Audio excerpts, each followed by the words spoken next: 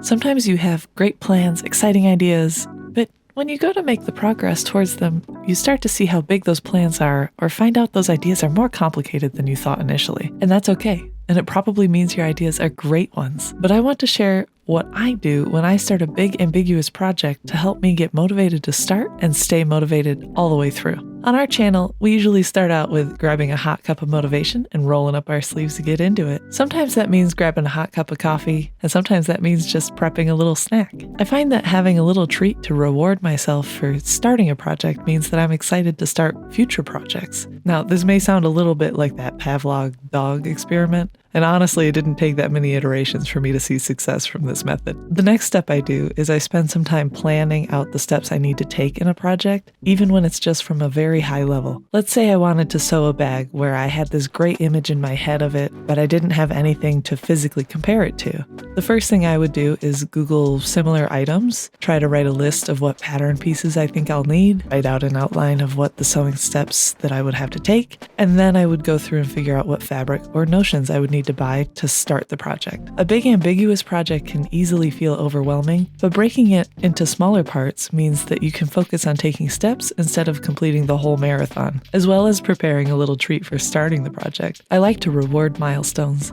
For example, if you've got all the steps laid out of how to do a big project, draw a line and decide what steps need to be taken to be about a quarter of the way through the project and plan a little celebration. Auntie Christine and I did this on our trip out to Colorado, where we packed a tasty snack to eat on top of the mountain that we hiked up, a Cliff Bar while sitting on a cliff. So whether your hot cup of motivation is a cup of coffee, tea, hot cocoa, a candy bar, or anything else, I hope you can use this as a tool to train yourself to see that starting and executing projects are positive experiences. I'm Auntie Sarah from Coffee Craft, and I hope that I inspired you to craft something with your own two hands today. If you think I succeeded and you liked this video, please join our crafty community by hitting that like button and subscribing to our channel. I look forward to seeing what we can craft together next time. Okay, bye-bye.